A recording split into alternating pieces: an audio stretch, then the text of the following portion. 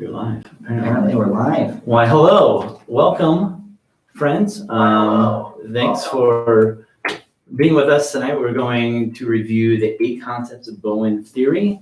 We're going to straight nerd out on this just for y'all. So we're actually going to go through the 8 concepts. But before we can do that, you are connected to Of Leadership. We also have a podcast.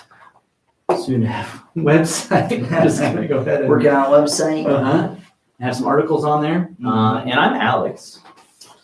I'm John. And I'm Zach. And if you have any questions for us, you can go post those on YouTube, also following on Facebook, and also following on Twitter. The full 4 followers on Twitter, 2 of them here. 2 of them right here. So if you'd like to join us, you can do that. So even if you didn't read the book, we're going to give some information that will be helpful to the 3 people in this. And it's a great book. Maybe you do. It's a great book. It is a good book, yeah. To jump right in her introduction, she talks about how she talks with people who have been impacted by this, and she's not even certain they're able to list the 8 concepts of Bowen's theory. And she finishes the book by saying, hey, if we could get everyone to pick one and just do it, society would stop regressing. Yeah, those are some bold claims. Well, the last, and I'll go over the 8 here in a second, but like the last one, I really want to talk to you guys about the societal emotional process, which leads over to what Ed Friedman had to say a lot in his Failure of Nerve, but there is some doozers in there. So now, Zach, I have to ask this question because, when you said Failure of Nerve, you said that you couldn't even get past the introduction because it already changed your life. This did not change my life. I mean, you said the introduction. Yeah. I'm just checking to make sure you actually went past page 4. When I read Failure of Nerve, it changed my life, and I only got up through chapter 2 before I got distracted by other things. But the introduction of that book, not chapter 1, not chapter 2, not the part of chapter 3, the introduction of Failure of Nerve changed my life. Yeah. So it's a great book. We should review that one sometime. Oh, we will. So speaking of next time, we'll repeat this again, but next time we'll be going over Leading a Business in Anxious Times by Leanne Fox and Catherine Gatwick Baker. So John said it's pretty good. And Roberta Gilbert's on the back. So, we just can't get away from her. Yeah, and Leslie Ann Fox looks quite similar to Roberta Gilbert. She's got maybe it's the haircut, maybe it's... They both just look so nice. Grandmotherly. Yes, anyways. So let's start with, shall we start with concept number 1, John? Perhaps nuclear family emotional system. What the heck is that? John, fill us in. Well, nuclear family, so that is the family of origin, where we come from. And she talks about how that family or our families are an emotional system. And one of the things that she says, so our viewers may be wondering, well, John or guys, what's an example of that? She says, this is on page something early in the book. My phone doesn't have pages. Whatever affects one, that's one person in the family, affects each person in the system. That is, anxiety moves easily from person to person in the group. And if you've been part of a family that's highly anxious, we can see how this happens. Whether you're watching the Bachelor episode, I just don't know what you're talking about.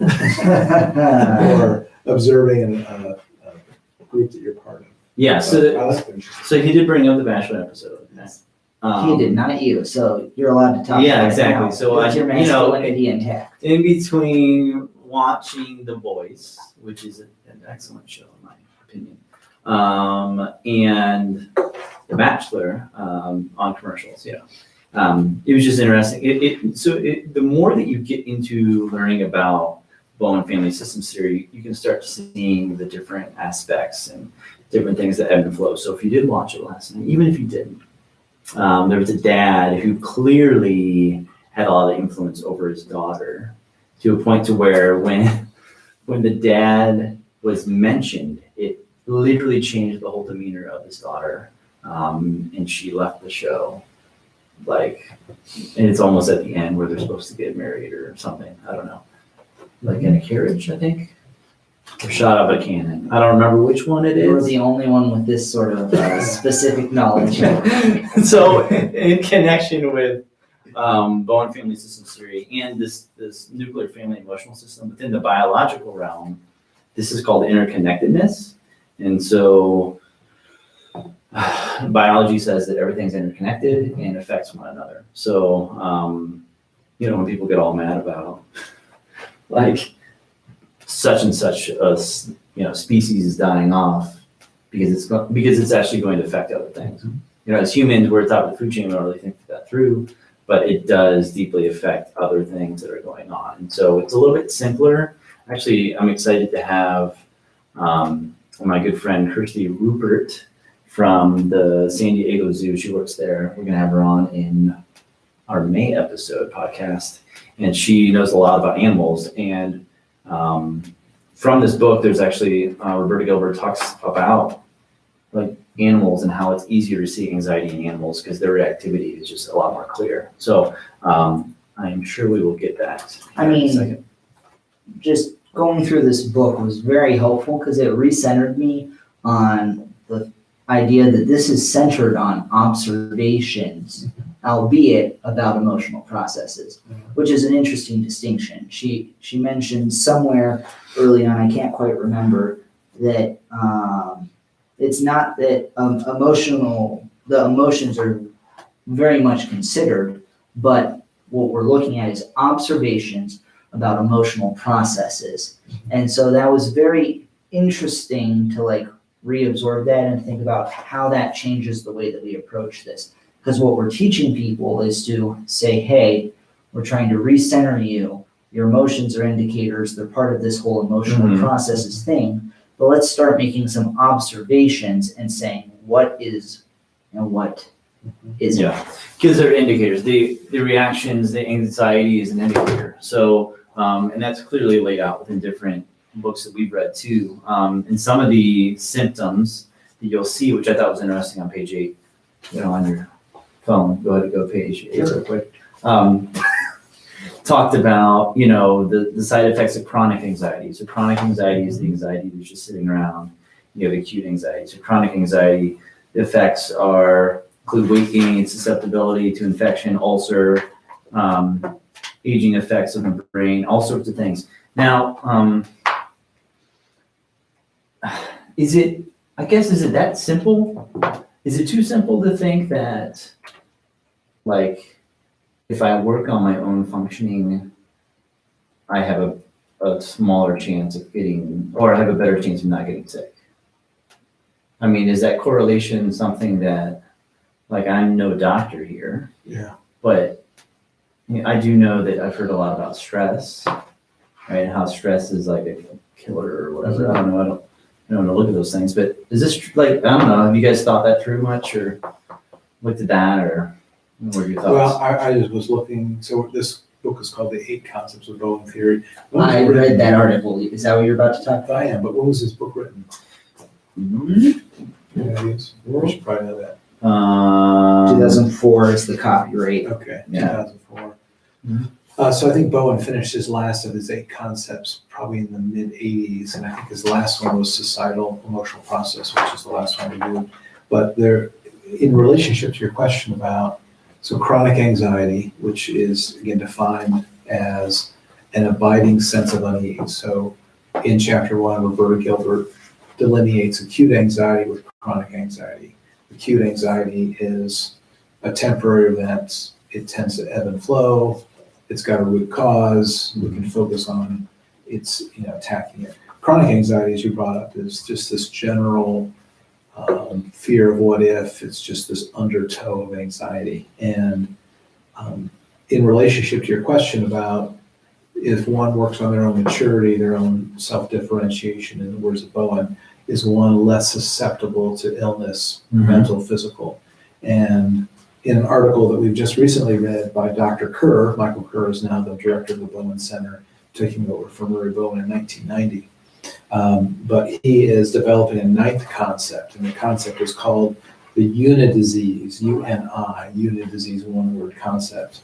And it says it's an extension of an idea already in the theory, namely that psychiatric, medical, and behavioral symptoms all reflect the same underlying family emotional process. In other words, chronic anxiety impacts a person's psychiatric, medical, and behavioral symptoms. And he sees a link between a higher level of chronic anxiety and more symptomatic behaviors, including those categories, which I think is an extension of what she talked about in nuclear family emotional process. So there's something to be said about families then. Yeah. That families are very unique, and the ability of somebody to stay connected and work on their family is something that needs to happen. I was thinking about how I would like persuade someone that Bowen's family system is so important as I was reading this. Like, you need to like expose yourself to this at some capacity and hopefully, look through its lens because of how much information it provides you. And as I was thinking how to persuade that, I was thinking like the cornerstone of our lives is not us as individuals, but it's actually parents before us. She starts this with Which is the individual portion is a Freudian belief. right. Yes. But you look at this, and it's funny because the quote that she starts with in the first chapter is, in the commitment of each other to the other, in the commitment of each to the other in the marriage, the two fuse into a new emotional oneness. The mechanisms they use in dealing with the emotional fusion, which becomes a kind of lifestyle for them, help to determine the kinds of problems they will encounter in the future. And it talks to that, and that's where you and I all learned how to behave. And so these concepts are all, they grow out of this. And you look at the final one, which is, what does she call it in here? It's not societal regression, it's Societal emotional process. societal emotional process. It affects our society. And so my plea, my persuasion would be like, this is important because as we're losing in our society, the family is the cornerstone of individuals and their individuality, not the reverse. Yeah. Families aren't made up of the individuals, but individuals are from the family. Yeah, and there is a strong, I still, I don't know, maybe I'm naive, but like I feel like there's still a strong belief that individuals can make a difference. I can make this change, I can do whatever. I mean, I think we could, unless you guys have something else to say about the nuclear family emotional system. I mean, next section is self-differentiation, is the second one. I think there's, what I talk to my students about, and what I talk to people about when it comes to this Bowen Family Systems theory is, if we a lot of people think that they can make an individual difference, right? This is it. I mean, you want to talk about how you can make a difference, is being able to lower your anxiety. What does that mean? What does that mean for your family? What does that mean for your influence? What does that mean overall? It doesn't mean coming up with some grandiose idea, some endeavor, which is great. In fact, I'd be willing to guess, it depends on, I don't know, those people who are free to come up with those ideas that are just new and innovative. My guess is that one of two things could be happening here. One, they're just really pressured into it, like gun to the head. I've had so much anxiety, I have to do something, but sometimes it happens.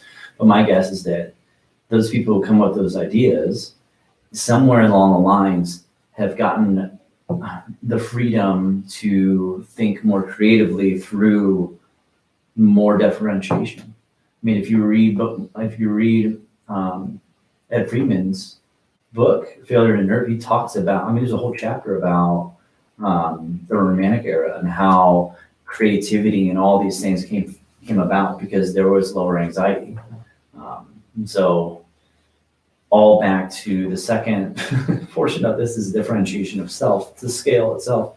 Before we move on, Yeah. can I hit one more point about Yes, please. nuclear family emotional process? And it just was what does the nuclear family emotional process look like when anxiety goes up on page 17 of chapter 1. She talks about overfunctioning and underfunctioning. Mm-hmm. And I want to highlight one particular aspect of this. So basically, when anxiety rises in a family, one becomes more responsible, another one becomes less. And the reason I want to bring this up is a recent conversation I had with someone that I was coaching who said this about her son. He asks for advice unnecessarily. He just seems to lack confidence, can't seem to make decisions for themselves. And I showed this person this list, and I said, look at the overfunctioning list. Do you see yourself anywhere? You asked earlier about how do I sell someone on the ideas of Bowen Theory. It's you bring a problem that you observe in your family, and it's my son can't make a decision. Mm-hmm. And I say, okay, look at the opposite of that in the overfunctioning column. And it's tells the other what to, how to think, and how to feel. Tells the others what to do, how to think, and how to feel. Mm-hmm. And I asked this person, how much advice do you give your children unsolicited? And she said, I'm a smart person, and I tell them a lot of things to do. And so she was connecting her son's lack of confidence and ability to show initiative with her willingness and eagerness to be the expert. Yeah, and at the same time, you can see why she would do that, right? So as a parent, you want what's best for your kids, right? And so if you've lived through some things, then giving advice would make a lot of sense. But the reciprocal is this underfunctioning position that can take place. Unconfidence, all these things. And so Reciprocity, all throughout the theory. Yep. So Thank you. I don't want to. it gives some grace to, I don't know, I feel like as I've learned more about this theory, you really start to give not only yourself grace, but a lot of people grace too. So somebody blowing up at you, wherever it may be, most of the time you're like, this really has nothing to do with me. It's just the tip of the iceberg, or it's just the last straw that broke the back, or whatever. So, okay. Differentiation, and when it comes to the scale and self-differentiation, inherently this already is talking about a scale, Zach, and I spectrum. So love scales, not as much as spectrums, but it's okay. So to reiterate, we're jumping into the second tenet, self-differentiation and its scale, therefore. And so, did you guys appreciate the word glommed on page 25? glommed? Glommed. Don't be so glommed into the group. That's what the 4 says. Be an individual. Be yourself. Be the best you can be. Yes. I just, It's a long time. It's I skipped right over it's that. the but only thing I have on that page.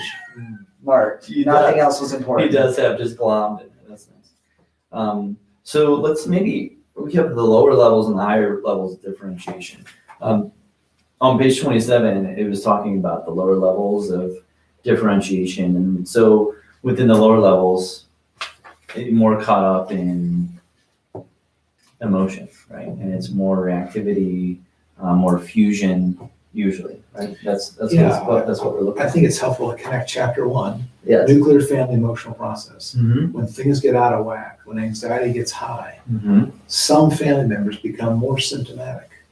And what does their behavior look like? It looks like the list you're speaking of. Mm-hmm. When you talk about the lower levels of differentiation. Mm-hmm. Now, when they were talking about fusion, or she was talking about fusion, I thought it was interesting, this part on 27 was talking about the lower levels, and she said, it is uncomfortable to give up part of oneself, or for that matter, take on part of someone else's. This discomfort is part of ambient anxiety. And I never thought of it that way, that, within this fusion, yes, we're fusing together and we're hurting and we're group thinking and all of these things, but I never thought of it as, clearly it's anxiety, but I never thought of it as just also causing this ambient anxiety because I'm uncomfortable with actually being fused to you. I distinctly remember in high school when I was, we'll say, not good at social skills. And I distinctly remember that, discomfortability of not knowing how to relate to people and knowing that I didn't want to make any waves, so I would agree with people. And it was discomforting to think, and I wouldn't have phrased it this way, but it's like, who am I going to be in this next conversation? Like, what are they going to say that I'm going to have to deal with? Like, am I going You have to agree with. Yeah, am I agreeing with it, or am I going to like try and brush it aside? Or like, it wasn't ever like, I'm just going to be me in this situation. It's like, man, like, unless I know the person, they kind of make me uncomfortable. And so like, I'm going to avoid them. Mm-hmm. So your reactions turn out to be different.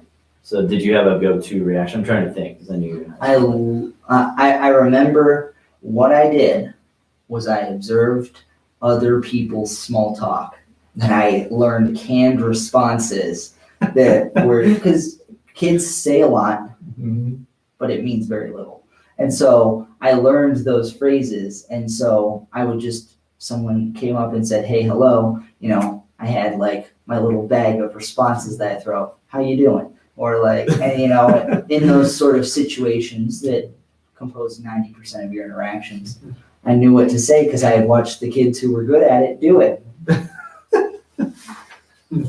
But I do remember in those situations just that uncomfortability from not knowing that I wanted to be a part of the group, but not being a part of it, and therefore also losing my individuality. Yeah, I ended up distancing. That was kind of my go-to. I'd usually clam up and, act shy. And I remember not talking a whole lot after that, just because it was I had no idea what to do. So at that lower level, she says, we have more anxiety, more relationship fusion, more of life's problems. So people with a lower level of differentiation. So as anxiety rises in a family, some become more symptomatic. We make poorer decisions. We have more relationship troubles. See Dr. Phil. And we become really concerned about what other people think about us. And that loyalty is everything. We look for that loyalty and who likes us. Well, in going along with that, I mean, there's a whole citation from Bowen on 28 and 29, which I circled and starred like crazy. They don't distinguish between truth and fact. A sincere person is regarded as one who freely communicates the feeling process. An important life principle is giving and receiving love, attention, and approval. Or what's the other thing? This all has to do with lower level. Life can stay symptom-free adjustment as long as relationship system is in comfortable equilibrium. What was the other thing? Something here about so much life energy goes into seeking love and approval or attacking the other for not providing it. That there's little energy left for self-determined goal-directed activity, like this give and take, back and forth, and within a family system, you have that there too. But then that leaks over into other relationships because that's the learned traits that you learn from your family. That borrowing and trading of self. Bowen talked about that we all do that to some extent, but at the lower levels of differentiation on that scale, we value relationships over goals and will allow relationships to derail goals we have because of group pressure. So he talks about that at that lower level. So group pressure, I have a question then for you, John. When it comes to, you're a political guy. Let's say you have some sort of movement taking place. Is there such a thing as a group that could be well differentiated and have a movement? Well, you might say that the abolitionist movement was based on principle. And we studied this a little bit. We raised this question about what it means to be principled versus dogmatic. Okay. And in my comparative politics class, and we talked about, the abolitionists were principled in their beliefs, and I don't know details, but I almost guarantee you that some of the abolitionists' family relationships went by the wayside. Their single-minded focus on the abolitionist movement became so all-consuming. And you could say, well, in the end, it was good because of the slavery abolishment, but it's a tricky balance between, cutting off all family relationships to pursue this goal Mhm. The opposite is having no goals at all and allowing the family to dictate your will. So I think there can be a well-differentiated group that says this is what we're going to do. Yeah. And in the face of opposition. Mhm. So I think that can be done. Maybe the abolitionists will be an example. Yeah, my guess that has to do with also the leadership at the top then too. If the leadership at the top is well differentiated, they will, in some ways, not allow the other people the people that they're influencing to get off track in some ways. Like almost like a pack of dogs, right? And so you have the alpha dog who's not going to allow the other ones. I mean, that's a very simplistic way of looking at it, but you can see that within, because the well-differentiated leader will go to somebody who is lower differentiated and make sure that they're staying on track with what's going on, right? They'll give them more attention because they need to. Yeah. And not in a way that's like pleasing that person, but almost checking in and making sure that they're going in the right direction. And that's one of the hardest things to do as a leader, for sure. Okay. Tyler Bauman, he says, "Hey, Mr. Moyer." Oh, Frog face is his profile picture with a couple high fives. 200 extra points, credit points for you, Tyler. For my class, my leadership class, 200 extra points, extra credit for doing. And what are those worth? Well, it's a pass-fail class, everybody's passing. Okay, So worth a lot. passing plus. Yeah. Uh-huh. Oh, he's the, I forget what that frog is. I don't know. Yeah. Maybe it's like some meme that I don't understand. Anyways, Can we okay. talk about higher levels? of Yes, let's do differentiation? We did lower. the high guys. So what does high-level functioning mean? We talked about low level. I mean, I enjoyed the bullet point lists that apply to both high and low Sure. functioning, but it's just like, functioning means what? Well, Yeah. the indicators that we use to Okay. assess it are health, which I thought it was interesting that we're including physical, emotional, and social, a sort of holistic balance, relationship success, lifespan, success either financial or in contribution to society, reproductive orderliness. I have a question next to that. Yeah, I don't know what that It's, means. plan it all out down to the month, day, I don't know. Educational attainment, and then the ability to reach goals. So I had to tell you, I just skimmed right over the reproductive orderliness. you're skipping over all the good stuff. I'm not sure what that means. Glomming and reproductive orderliness. You're spending too much glomming. Reproductive orderliness. Does Yeah. that mean you have the wedding before the baby? I don't know. Does it mean it's planned? Is that what it means? Does it mean that you say boy, girl, boy? Or No. Or is it like a boxers versus briefs kind of deal? I don't know. Maybe when we have Roberta Gilbert on our podcast. Yes. Glom? And reproductive orderliness. If you can answer those two. I'm circling it right now. Roberta, when you go to watch this, maybe later. As a prep for our podcast. It's something you may want to start thinking about. We'll have you in October. Okay, anyways, so those specific things, I think at some point it would be great to have a podcast talking about the health portion of it. Oh my gosh, somebody holistic. Yeah. None of these indicators can be taken alone to mean much, but they are based on facts that are more or less easily obtainable. You talked about facts. Yeah. And together they give a picture of a life lived at either the higher or lower levels on the scale. Yeah. And it made the statement why is this important? So in relationships, the more separate the cells, the more out of the fusions they are, then the better the relationships operate and the better people feel more of the time. And that's why we want this. So then she also talked about, I don't want you guys to skip down to pseudo. We've already kind of talked a little bit about fusions. So pseudo self and basic self. So pseudo self is going to be more on your low differentiated scale. Basic self, you have more of a basic solid self. The pseudo self, this line here I thought was interesting as well. Pseudo or functional self is where most of us live most of the time. So when I talked about grace earlier, this is what I was talking about. Like, this is where we live because we're trying to navigate these waters most of the time. So thinking that, man, I'm a low differentiated person, well, welcome to the club. In fact, the scale, I think, is from 1 to 100. Is there a 0? Maybe there's a 0. I think it's 0 to 100. Gotcha. Anyways, Meaning there's 101 total points yes. on that scale.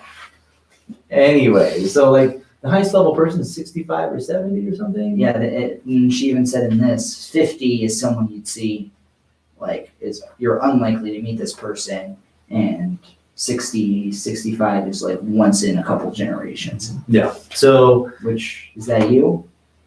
who knows? Who knows? Maybe one day, But not today. but not today. So yeah, I just thought that was interesting. Just, it struck me as like, that's where we're usually at, so. Yeah, Bowen defined the basic self as, the basic self, this is in the words of Dr. Bowen, the basic self is a definite quality illustrated by such I-position stance as these. These are my beliefs and convictions. This is what I am. This is what I am. This is who I am. And this is what I will do. And this is what I will not do. So it's defining self in the midst of a group versus borrowing self from others, which would be pseudo-self. And we all have parts of us that are both of these. Well, principle 2. Any other? Yeah, one final thing. I thought it was interesting. She sort of concludes on page 38 in the differentiating a self section. She mentions, since an anxiety figures so large in relationship dilemmas, many people add to this effort to work on regulation of anxiety by such methods as relaxation training, biofeedback, or various stress management techniques. I thought that was interesting because we don't really talk about that all that much.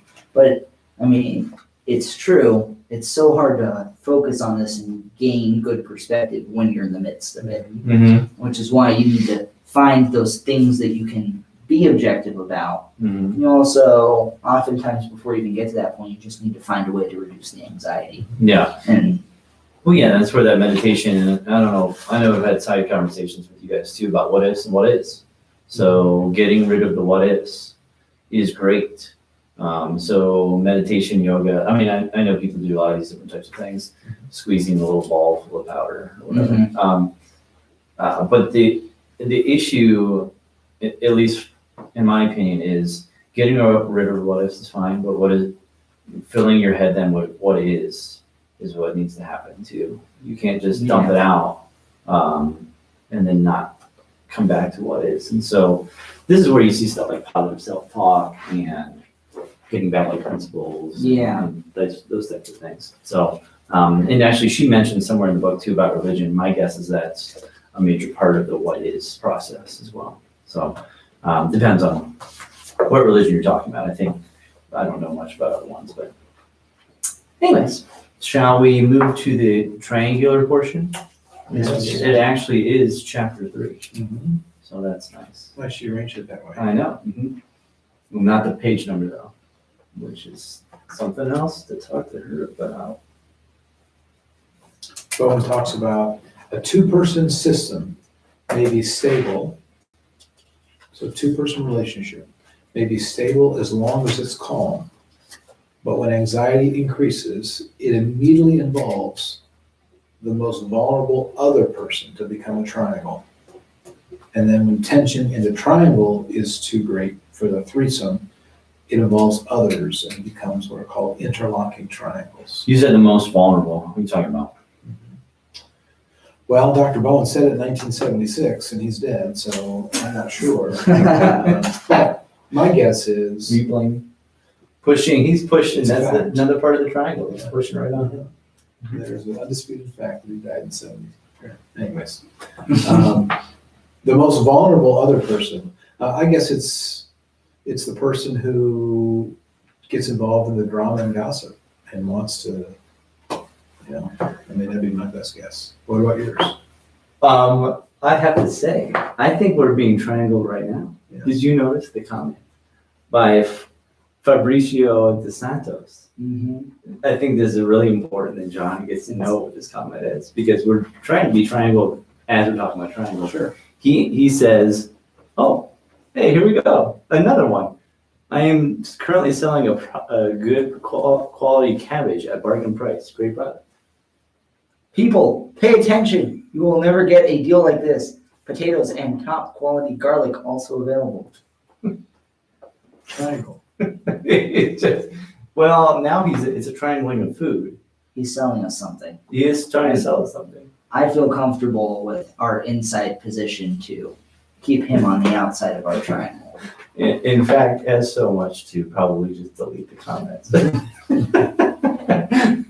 Oh boy. I really hope you post something. Top quality guys. Hey, thanks. Anyways, anything else? I mean, we have a whole podcast on triangling. I just to highlight why this is so important, I really like his quote on Bowen's quote on 44. A 3-person system is 1 triangle, but a 4-person system is 4 primary triangles. A 5-person system is 9 primary triangles, etc. And this progression multiplies rapidly as systems get larger. But in addition, there are a variety of secondary triangles when 2 or more may band together for 1 corner of a triangle for 1 emotional issue, while the configuration shifts on another issue. All that to say is, we're dealing with triangles. They talked about an emotional system is formed basically anytime you spend time with someone together. Mm-hmm. So you're in these systems all day. Not only that, but there's triangles upon triangles upon triangles. Mm-hmm. And so just learning how to objectively deal with that, especially when, jumping over to the next page, well, how do those outsiders try and gain inside positions? What page are you on? 44, now 45. Gossip is a favorite, right alongside with rumor mongering or making insinuations. And so an awareness of these emotional processes is super important, because otherwise, people will flow with these emotional processes and they'll say, man, feeling left out, I got to start rumor mongering. I know I've said that myself several times. Yeah. Just today. Just today. Can we look at an example? I think it's helpful on page 44, it's where you're at. Mm-hmm. So for our listeners that aren't familiar with triangles, what does a triangle look like? A parent is upset. The second parent takes on the upset. Okay, so one parent's upset, the other parent becomes fused and takes on that upset. A child, by being near that parent, takes on the anxiety. This is an emotional process. It may happen several times a day in any family. But if it becomes a pattern where one parent causes another parent to be anxious, that parent then is close to that child, they be fused together, that child begins to develop symptoms. If the anxiety lasts long enough, the child will become symptomatic. That symptom will then draw more anxiety from the parents, who begin worrying about the child even more, adding to the burden of the anxiety on the child. And the child, not in her words, but then becomes, as we know, the identified patient. Mm-hmm. So that's the passing of anxiety back and forth between parents that can cause a child to become symptomatic. And it creates a cycle. That creates a cycle. I believe somewhere else in here, I read something along the lines of, you can see these, this is all human nature, Yes. right? We're talking, you're going to pass some of your anxiety to me, and I'm going to choose to accept it because I don't have the framework to understand what's being given to me. Where with this idea, with this perspective to look through, I can say, I understand what you're saying. I'm going to stand firm, and that anxiety is either going to be just set aside and diminished, or you're going to have to deal with it yourself. And that changes everything. And it is built into human behavior. I really like the illustration where who won't, when 2 people are talking passionately, try to draw in a third? Mm-hmm. Or who, when seeing 2 people talking passionately, won't join to see what they're talking about? It's just built into us to come together. Mm-hmm. Yep. Well, 4, cutoff. Sure.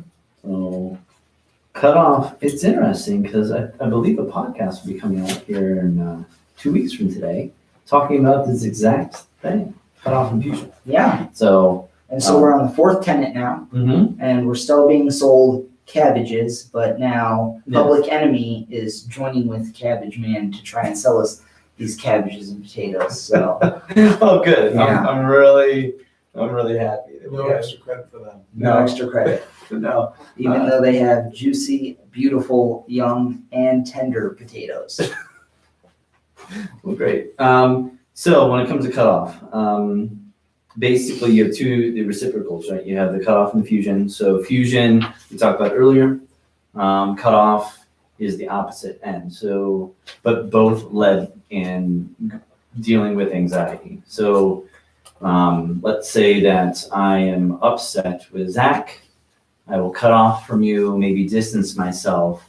But it's interesting, as much as I think that I'm distancing from you, I could still be thinking about you because I'm mad at you or whatever. So like I believe last time we reviewed the last book, which, why am I blanking right now? Our last review. Mediation by Wayne F. Regina. Yep, Wayne F. Wayne F. We talked about divorce, and so a big thing of divorce is cutoff. And so we talked about, even through that, we've explored that area of divorce and how you can be literally divorced from somebody, but not mentally divorced from that person, and how it's still bred out of anxiety. And so cutoffs, just another. Yeah, I mean, in her words, she says cutoff says this. So this is Roberta Gilbert's words. When a relationship between two people becomes sufficiently emotionally intense, at some point, people will often cut off internally or geographically. Communications cease. It often leads to symptoms, but it is seldom recognized for its part in the problem. And it's interesting that sometimes in families you'll find 3 or 4 children living in 3 or 4 different parts of the country. And it could be for very good reasons, but it also can be, as she says, this cutoff internally and geographically, where words aren't really exchanged, but we're just distant from one another. And so you talked about facts and things that you observe. That by itself doesn't say anything, but you look at a bigger picture. You start to see that maybe there's something going on with this notion of cutoff. Well, yeah, and I mean, and I feel like I had this discussion with you maybe the last couple of days about my mom's extended family is much this way. It used to be closer, and everybody lived in Ohio, and then people started moving away, and now the anxiety has been built up. And so obviously there must have been anxiety there in the first place for them to move away. But it's fascinating that I can see that. So one of our listeners might say, well, you're saying that, you said obviously because of anxiety that contributes to them moving away. Is that true? Or they just decided they wanted to move to a warmer part of the country? I mean, so without delving too deep into different things, from my observations, some people that have moved away have actually gained higher anxiety because they moved away. So leading to anxietal attacks and those types of things. And so I think in some ways it was meant to, you have a job or whatever. I understand, I get that in some parts, but in some ways there's probably some freedom in saying that I'm going to distance myself to relieve some anxiety, but has not done that for some members of that family. And that's only the ones that I know a little bit more intimately than others. So I can't speak for everybody, but I know that there's definitely some discord there, and some added stress and anxiety because of the distancing. And so alone, it makes it more difficult to just meet up with people when they're not close to you as well. So, and there's something to be said about physically having contact with people in the real realm of things. So that anxiety can be dispelled different ways by bringing a third. But if you're just on the phone or Skyping with somebody, I mean, what's your third? The computer or the topic you're talking about? So Jumping forward to 8, they talk, it's emotional process in society, but on page 91, they talk about cutoff as a societal issue. And I really think it kind of sums up this. Even when outside forces do not separate the generations, families, not understanding the importance of continued connection, move away geographically or emotionally themselves from their extended families. Sometimes this takes place as isolating the older generations into centers and then not staying connected. The potential of cutoff in whatever form for producing symptoms is great. As anxiety in society and thus in families increases, cutoff can be expected to take place more often, adding to the problems families face, both from increased anxiety attendant upon the cutoff and from the lack of resources a well-functioning extended family provides. I think that's so true. When I got my first job and my car broke down, because I was close to my family, I didn't have to take a day off of work to get my car fixed. My mom drove up, we swapped cars, and she waited for the tow truck in. It was nice because it was like, my second or third week of my job. It was a brand new 80,000 mile car too. So. He loves his car, right? Love it. And yeah, there's something to be said about I like the last part, it was interesting. And from the lack of resources, a well-functioning extended family provides. Yeah. And my guess is that's just not like literally wealth. No. It just says resources here. Yeah. Yeah. So. And so bearing in mind that this is an extreme of that whole togetherness, separation spectrum that we have, cutoff is the extreme of that. Distance is healthy. What do we do with this? I really like the thought that she had when she pointed to, Dr. Catherine Baker's research on 52, just the whole talk about reconnecting with your previous generations of your family and how that's an indication of functioning. The practical advice in that is saying, hey, you might have muddied waters with your family. You might have tensions there.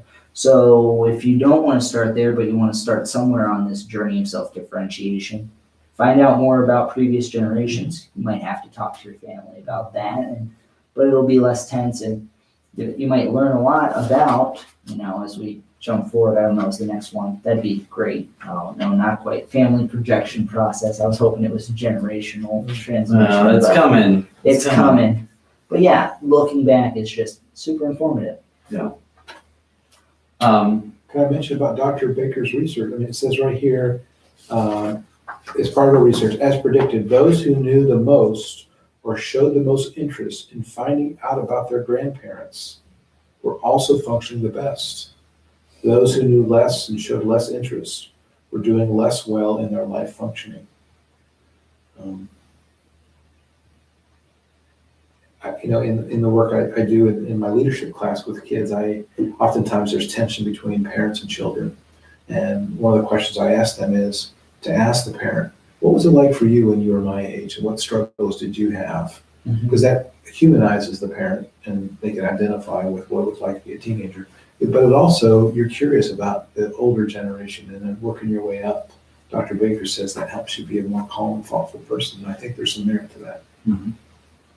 Yeah, it allows for more of those observations that maybe if you're not explicitly trying to connect, but hey, there are these similarities between how I was treated and how I'm treating them, or it's actually the exact opposite and it's still not working out, or however that plays out. This can spill into this family projection process. Yeah. Right, so let's go there. Okay.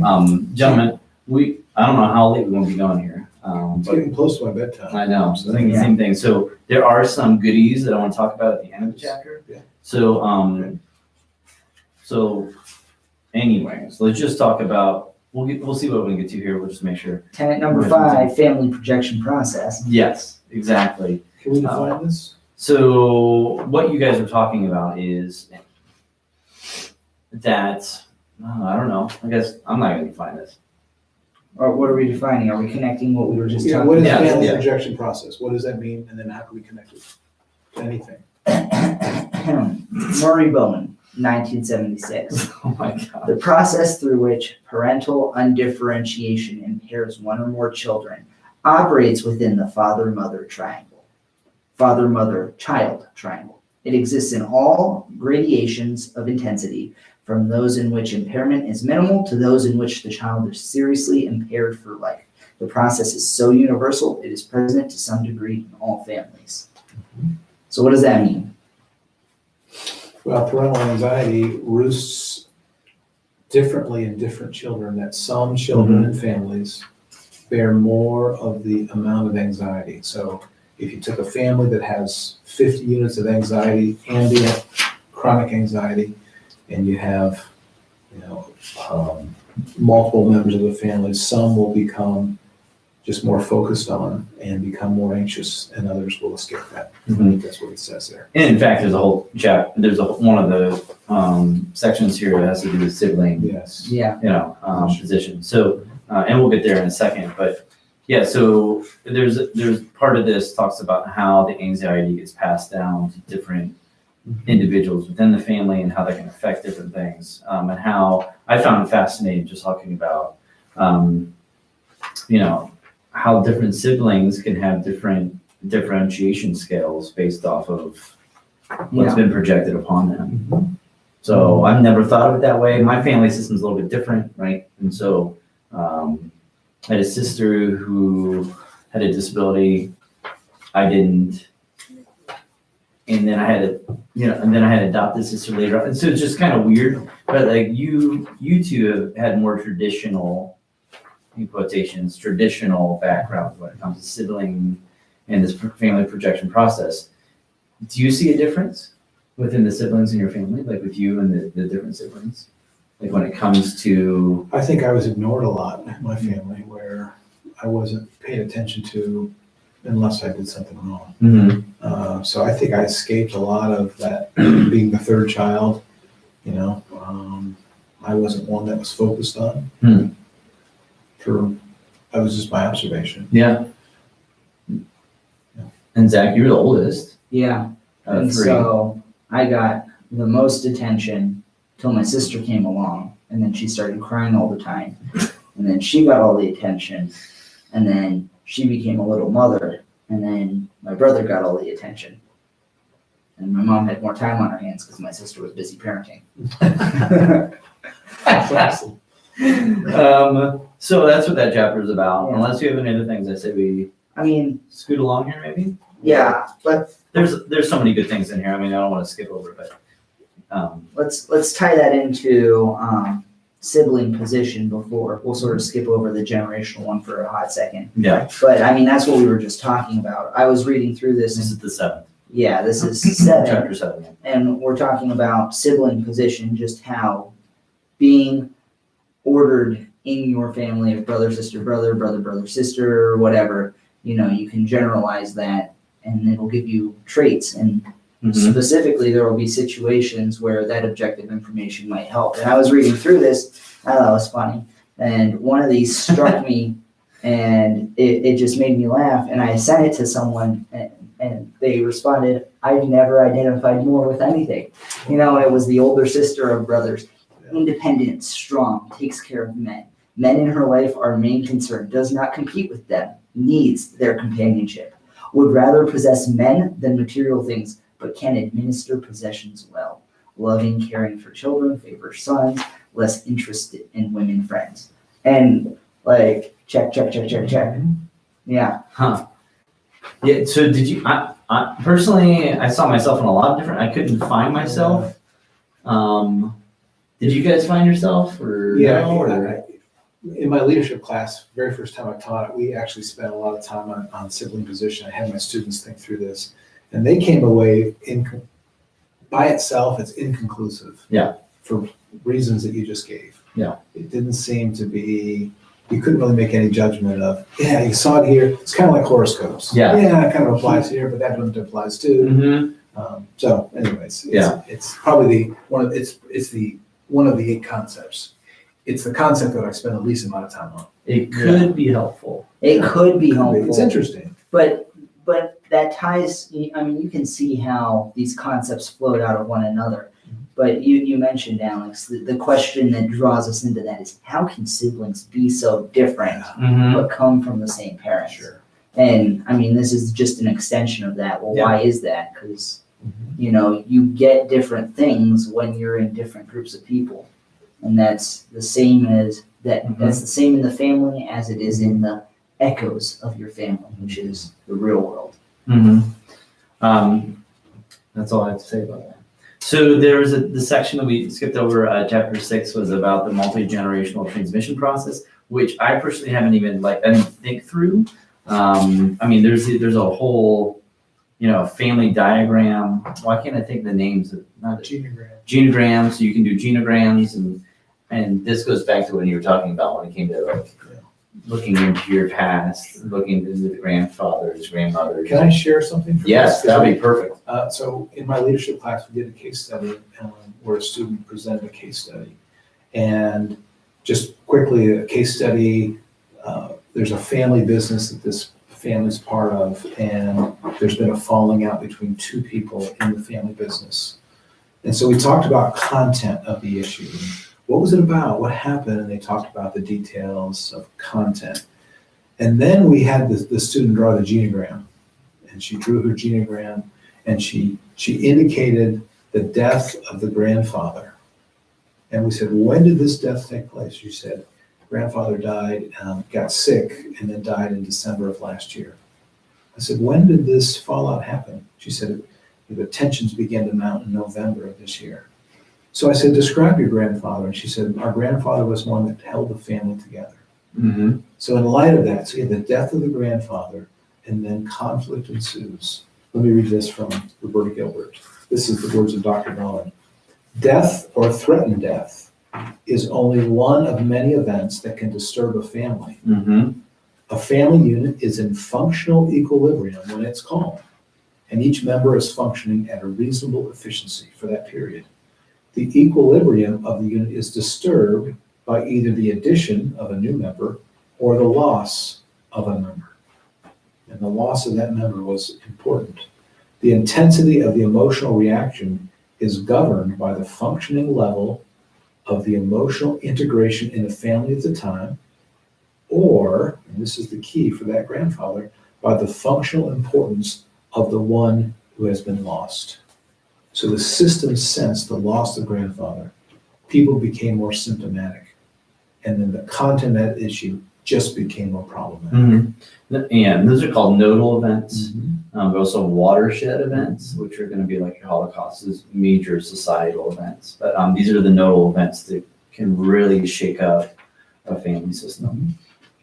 And I really thought it was interesting leading into this, it's so interesting that when you look at these emotional processes, you read a quote earlier that talks about when we were discussing triangles, about how a concerned parent passes one anxiety off to the other, focuses on the child. That happens enough, it can cause symptoms, which can lead to increased anxiety and therefore more focus on, and it creates this basically anxiety generating cycle. And I thought this quote was interesting right in the beginning from Murray Bowen on page 64. Those who grow up outside of the family emotional process develop better levels of differentiation than the parent. But if we follow the most impaired child through successive generations, we will see one line of descent producing lower and lower levels of differentiation. And I thought that was interesting, where if you can see how, looking at the projection process among the family, where if you're one of the siblings who are getting more focus, more anxiety, you're gonna be worse off.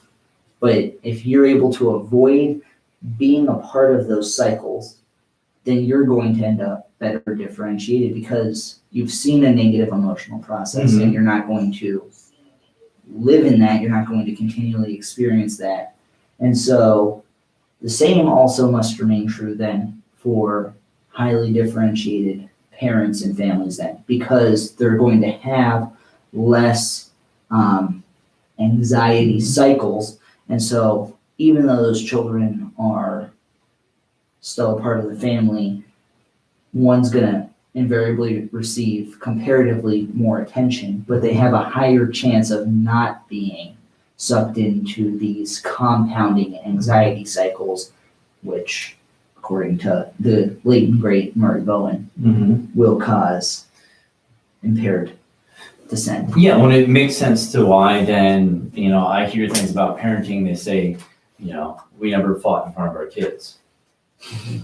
Yeah. I mean, with this context in mind, that makes sense. What would happen if you fought in front of your kids? How is that anxiety being displaced? What kind of example are you setting? What kind of anxiety, generational anxiety are you, developing within your kids? So that makes sense when people say stuff like that. I've heard the opposite of that though, where when you don't fight in front of your kids, and of course, as a non-parent, I know everything about parenting. But when you don't fight in front of your kids, you're not teaching them how to fight. So there's the chance when you do fight in front of them, you're positively impacting them by showing how to work through an emotional process positively. Or conversely, there's the possibility you're impairing them by showing them negatively how to engage in the emotional process of conflict. One of your faves. Love it. You gotta fight dirty. That's what I've learned. Cheat. Sand to the eyes. That's why That's why I always carry around a pocket of sand, just in case. Most of my relationships don't turn out very well. Some carry mace, Zach carries sand in his pocket. Sand pocket of sand. All right, well, it's not a pocket full of sunshine either. Shall we, I really want to, as we wrap up here, within the next few minutes here, let's just get down to the emotional process in society. I found this, there's some mega things that she said in here that were very, for me, like kind of eye-opening, very similar to failure of nerve. And I keep crying to that because failure of nerve brings us up a lot. So the emotional process in society is looking at this Bowen Family Systems theory, looking at the emotional process. Let's project that on what society is happening right now. And so there's several things that she had in here. She talked about teachers, the troubles that they saw in 1940 and now that they saw in 1990, chewing gum and talking and running the halls, 1940, 1990, drug abuse, alcohol abuse, suicide, robbery, assault, there's just a big difference there. To a point where she said in 47, if a society is only as stable as its families, then our society is definitely in trouble. So, why, part of me thinks through this and is like, how did this happen? Where did this regression, where did this happen? And I know this is for another discussion for another time too, but like this whole regression of society, U.S. society, why? Where did this come from? I didn't necessarily see this within the book either. Any thoughts on that? I really thought it was summed up on page 91 where she presents those 6 bullet points of ways the family is affected by societal regression. But I think what you see is an anxiety compounding cycle that starts with a changed view of the family. Sure. Whether that happened by a societal change on potentially sex relations that promote single parent systems, which will produce anxiety, or whether, however that came about, you end up with a changed view of the family, which then starts to flow out into society. Yeah, you talked about where's it coming from, the words of Dr. Bowen. When a family is subjected to chronic, sustained anxiety, and I think many families in America today, that could typify them as suffering from chronic and sustained anxiety. The family begins to lose contact with its intellectually determined principles and resort more and more to emotionally determined decisions just to allay the anxiety of the moment. The result of this process are symptoms. And as one becomes symptomatic, eventually regression to a lower level of functioning. So it's systemic anxiety, the inability to be able to deal with that leads to lower levels of functioning. He says the same process is evolving in our society. We are in a period of increasing social anxiety. This was written in 1975. And so in 2019, I would say that we are in even more heightened sense Mm-hmm. of social anxiety. Mm-hmm. So how does society respond? Dr. Bowen says society responds to this with emotionally determined decisions to allay the anxiety of the moment. This results in more Band-Aid legislation, which increases the problem, and the cycle keeps repeating, and so on and so forth. Mm-hmm. So societal regression, he talks about the value of safety over risk, Uh-huh. and a desire for protection, and just kind of hunkering down and surviving. The helping professions, which was mentioned here Yeah. too, the increase of helping professions, Yes. help everybody. You gotta Right. help. Mhm. We can't help ourselves. Yeah, we do a lot of, in education, we do a lot of protecting the vulnerable. And, Ed Friedman talks about people grow through challenge and not comfort, certainly wisdom to be associated here, but I think we oftentimes treat children as fragile people that need bubble wrapped and protected. I'm not sure we're serving them well. Yeah, to a point to where it's funny because I've listened to podcasts and they'll say like, yeah, when I was growing up, I remember my parents just took me in the city, they dropped me off, and then they drove, and then before they drove, they said, you need to make it home, see you tonight for dinner, and just drove off. Who would do that? Like today, if you said that, you'd be like, you are an irresponsible parent. Your kid could have whatever, name anything, your kid could have blah, blah, blah. Part of me wonders now today, if we think through that, could things still happen to them? Is there a better chance for something bad happening to a kid today than there was at that point in time? Part of me wants to say no, but then part of me also knows that anxiety is increased, which is increased reactions and emotions, which increases, I guess, worse things happening to people. Mhm. So there's a reason why you're not sending your kids and allowing them to be free also at the same time, because society is in this regression.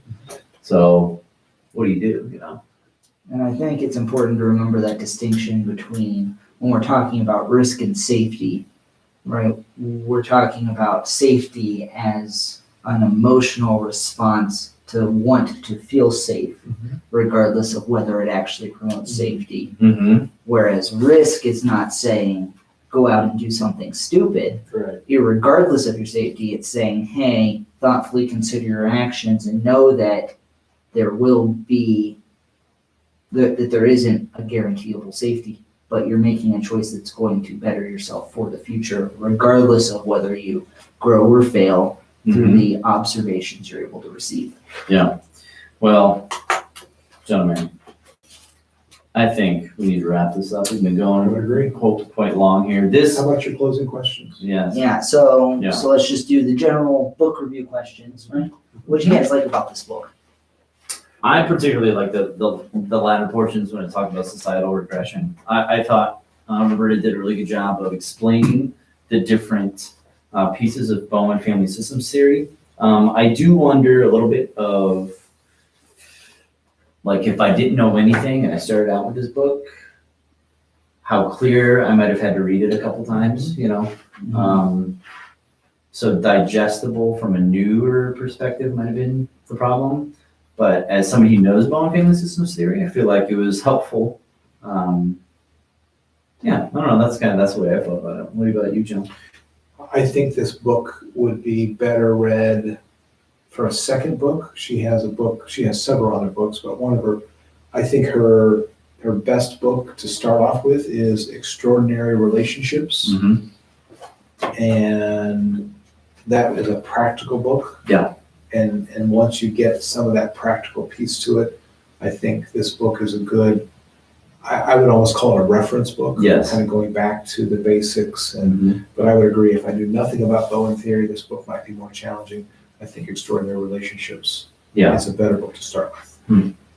Yeah, I really liked, I almost wish I had read this closer to having gone through Resilient Leadership. I really liked how Resilient Leadership, at least in the edition that we read, had that narrative story that really helped us to talk through, and especially the group format, I think, was especially helpful in first exposing me to the concepts conversationally. And then I wish I had had this between then and now, because it's tough reading through. We've talked about so much, but there are so many new things that I wasn't aware of before. And so it does a good job of presenting everything and showing how, I mean, I don't know if you guys had this imagery, but it just flows forward from that first concept. Yeah. Yeah. Well, Okay, and then what are you taking away from this book? Final question for all the marbles.